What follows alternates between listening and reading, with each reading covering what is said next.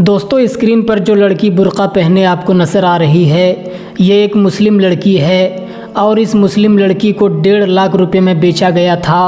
अब ये सवाल ये होता है कि आखिर ये लड़की कौन है, कहाँ की रहने वाली है और इस लड़की को 1.5 लाख रुपए में क्यों बेचा गया था और बेचने के बाद इस लड़की के साथ क्या क्या हुआ।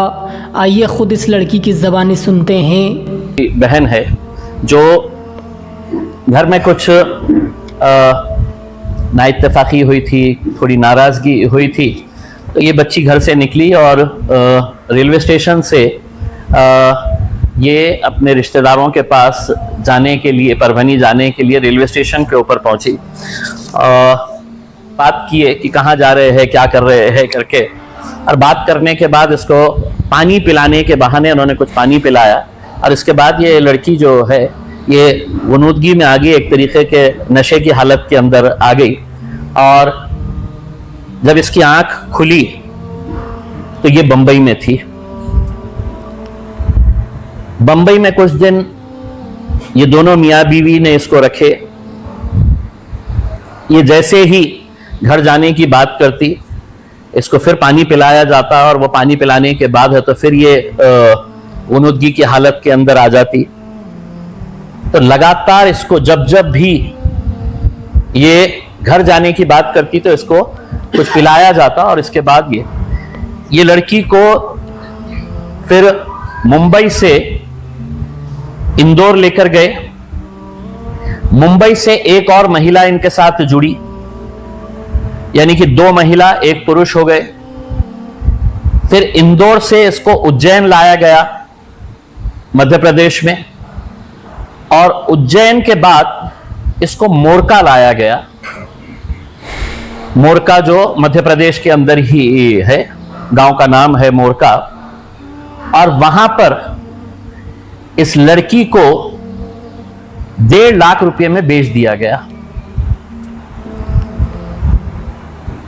बेचने वाला जो था उसकी तस्वीरें भी हमारे पास आ चुकी है, जो मैं आपको ऑनलाइन में भेजूंगा क्योंकि बहुत ज्यादा क्लैरिटी नहीं है, तो उसका प्रिंट निकालना हमारे लिए दिक्कत हो रहा था। जिसने खरीदा वो लोगों ने इसको रखे और एक तरीके से जो बंधक बनाकर रखते हैं वैसा बंधक बनाकर रखा गया। इस लड़की के साथ हिंदू रीतो रिवाज के हिसाब से शादी कराई गई। इसके हाथ में लाल तागे बांधे गए। दोनों भी, अगर आप इस बच्ची की पहली तस्वीर अगर आप देखेंगे और जब ये बाहर बाद में छूटकर जब आई, कब आई ये बच्ची और कैसे आई, हमारे नंदुरबार के जिला अध्यक्ष है, उन्हें यह जानकारी मिली कि एक औरंगाबाद की एक बच्ची यहां पर मोरका में आई हुई है और उसको बेचा गया है करके। उन्होंने फौरन मुझे कांटेक्ट किया। मैंने कांटेक्ट करने के बाद बच्ची कौन है, कहाँ की है, कहाँ रहती है करके, तो हमने कांटेक्ट करने के बाद हमको उस बच्ची का घर का एड्रेस मिला। हमने उस बच्ची के घर वालों से कांटेक्ट किया।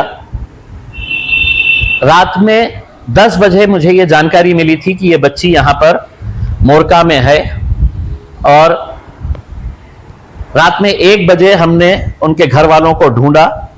घर वालों को ढूंढकर हमने उनसे पूरी जानकारी हासिल किए। पता चला कि घर वाले लगातार उसे ढूंढते रहे, पुलिस में कंप्लेन नहीं कराए, इस डर से बहुत ही करीब ये है, बाप बहुत बूढ़ा है, माँ बहुत बूढ़ी है, कि हमारे ऊपर कुछ आ जाएगा। तो दुनिया भर के रिश्तेदारों के पास ढूंढते रहे, नहीं मिला। फिर रात में 1 बजे जब हमने उनको बुलाए, 1 बजे बुलाने के बाद उनसे पूरा डिटेल्स हमने हासिल किए।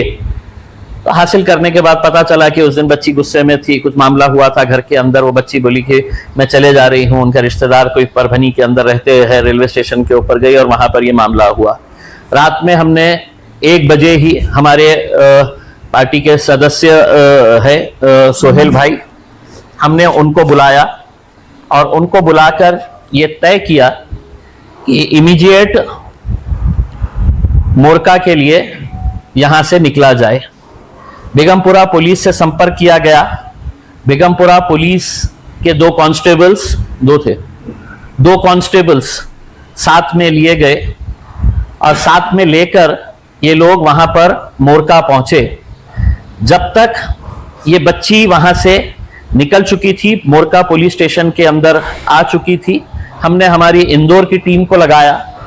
इंदौर के हमारे जो बच्चे थे वो लोग वहां पर पहुंचे और पुलिस स्टेशन के अंदर फिर ये बात हुई। मैंने खुद ने इंदौर की वहां की पुलिस से, मोरका की पुलिस से मैंने बातचीत की और मैंने कहा कि किसी भी हालत के अंदर ये बच्ची पुलिस स्टेशन से बाहर नहीं जाना चाहिए। उसके घर वाले आ रहे हैं, FIR रजिस्टर हो चुकी है। नाम बताए उनको, सब बताए।